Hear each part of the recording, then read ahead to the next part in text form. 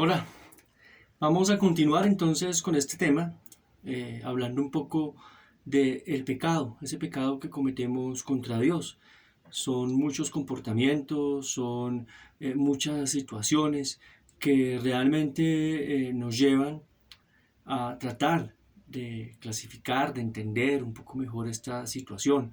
Hay grandes comportamientos que nos llevan a pecar. Bien, hay grandes comportamientos que nos llevan a alejarnos de Dios.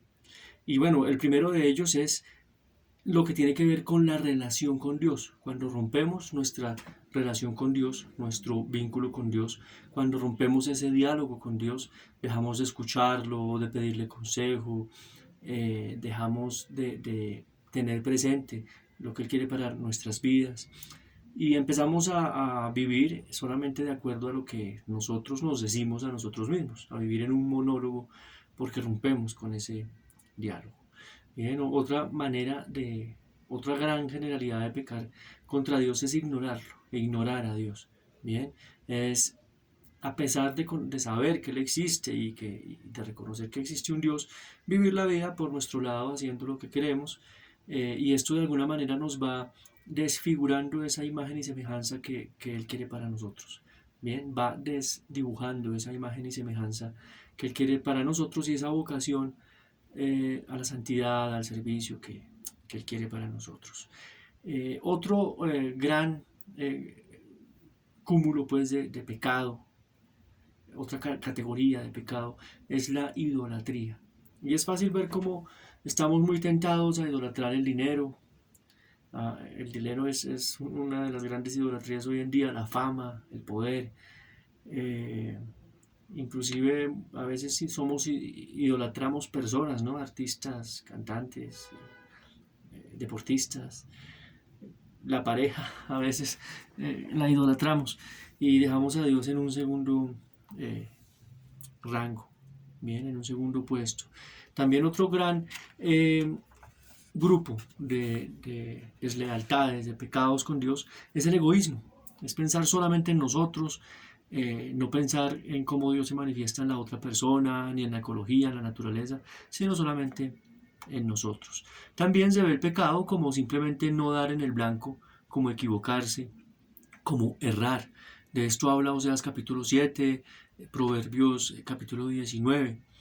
Y bueno, el padre Diego siempre en sus homilías, en sus reflexiones, era muy enfático en cómo el pecado también nos esclaviza. Bien, y creemos encontrar cosas muy buenas y libertad en el poseer, por ejemplo, pero finalmente son las cosas, las posesiones las que terminan poseyéndonos a nosotros. Bien, de esto habla Colosenses capítulo 3. También nos habla de el placer. Bien, ocurre exactamente lo mismo. Creemos que en el placer vamos a ser libres, vamos a encontrar felicidad, todas estas cosas que queremos para nosotros, pero terminamos siendo esclavos del placer.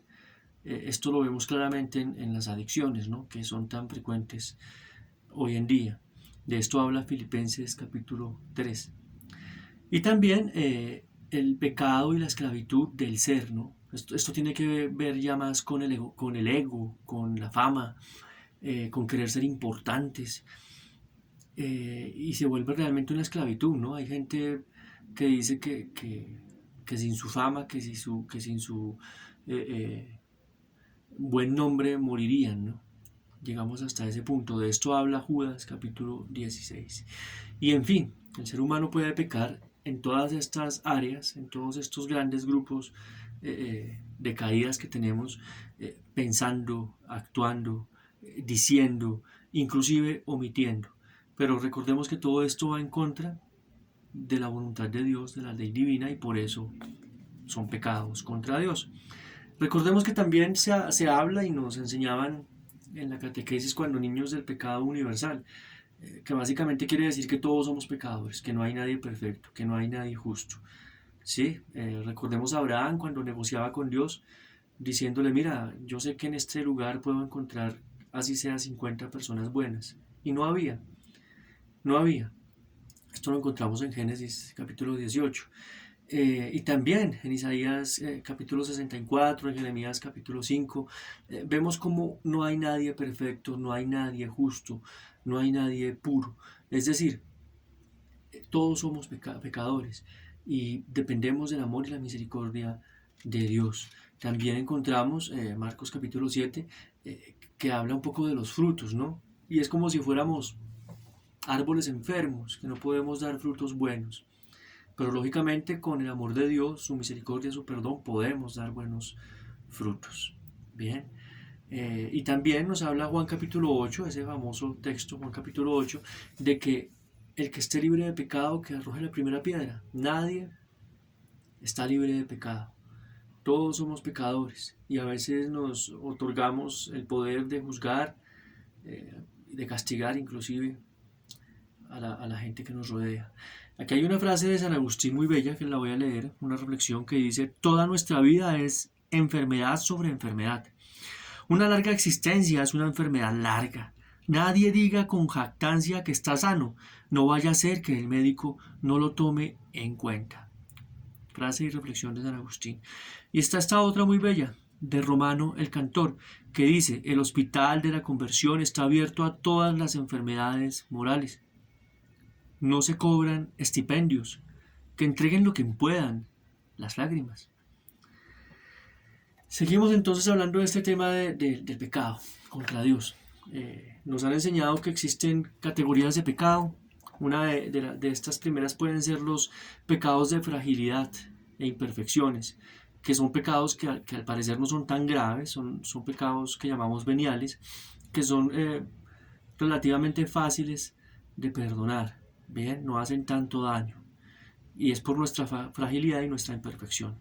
Hay otro grande grupo de pecados que son los pecados que se perdonan, pero es más difícil. Son pecados un poco más fuertes, ¿no? Como el homicidio, el estupro, el fraude, etc. Bien, y tenemos un último grupo que son los famosos pecados capitales. Todo esto tiene una historia dentro de la iglesia.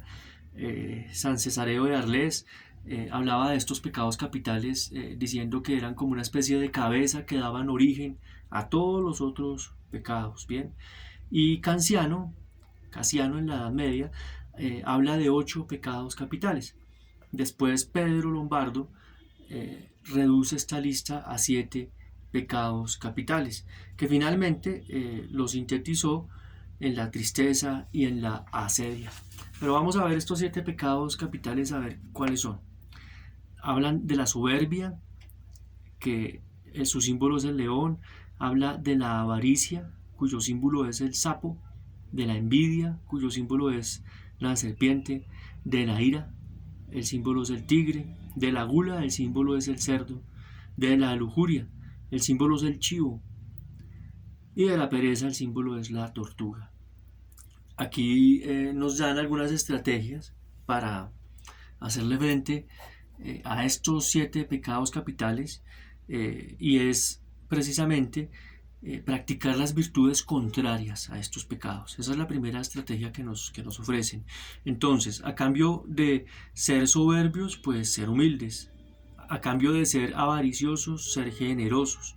A cambio de ser envidiosos, ser caritativos, la caridad. A cambio de la ira, pues la paciencia. A cambio de la gula, la abstinencia. A cambio de la lujuria, la castidad. Y a cambio de la pereza, pues la diligencia, ser diligentes. Bueno, también nos dan otras estrategias muy simples, como simplemente alejarnos de la tentación. Si sabemos que hay ciertas situaciones, personas, lugares que son una tentación para nosotros, pues evitarlo al máximo. Y por otra parte, evitar todo lo relacionado con el demonio. Bien, el demonio finalmente no puede hacer nada en contra de nuestra voluntad porque Dios nos ha hecho libres, pero por lo mismo tenemos que escoger estar lejos de él.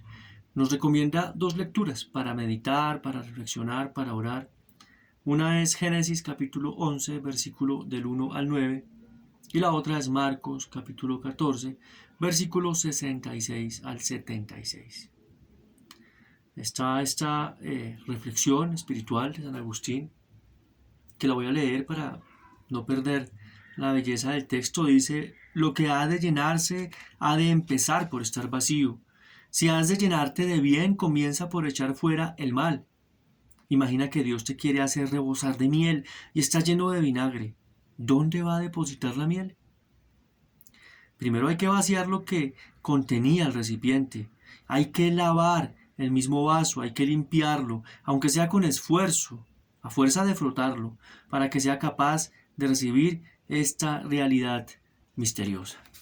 Bueno, esta parte ya la estamos culminando. Yo te invito a que cierres tus ojos si puedes hacerlo, o si no, simplemente repites esta oración mentalmente, que dice así: Señor Jesús, que fuiste llamado amigo de publicanos y pecadores, por el misterio de tu muerte y resurrección, líbrame de mis pecados y afianza en mí tu paz, para que pueda producir frutos de amor, de justicia y de verdad. Bueno, por último, en tu cuaderno, en tu agenda, en tu diario, en tu cuaderno de apuntes, sería bueno pensar sobre para ti qué es el pecado. Para ti qué es el pecado. También pensar cuáles son los pecados que tú ves en el mundo actual. ¿Cuáles son esos pecados? También es bueno preguntarse por qué cuando pecamos contra Dios, eso afecta a la gente que nos rodea. ¿Por qué será que cuando pecamos contra Dios afecta a las demás personas?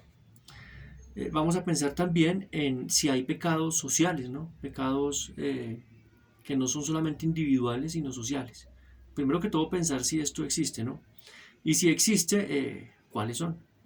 ¿Cuáles son? Por último, para que lo hagas ya más práctico, examina tu conciencia, es un examen de conciencia. Realiza una limosna a una familia pobre, esto como haciendo referencia al pecado que rompe con la fraternidad, con la unión con el otro. Vamos a ayudar a una familia pobre. Y por último, vamos a perdonar a una persona o a un grupo de personas que nos haya ofendido. Muchísimas gracias. Esto es todo por esta sesión. Que les vaya muy bien.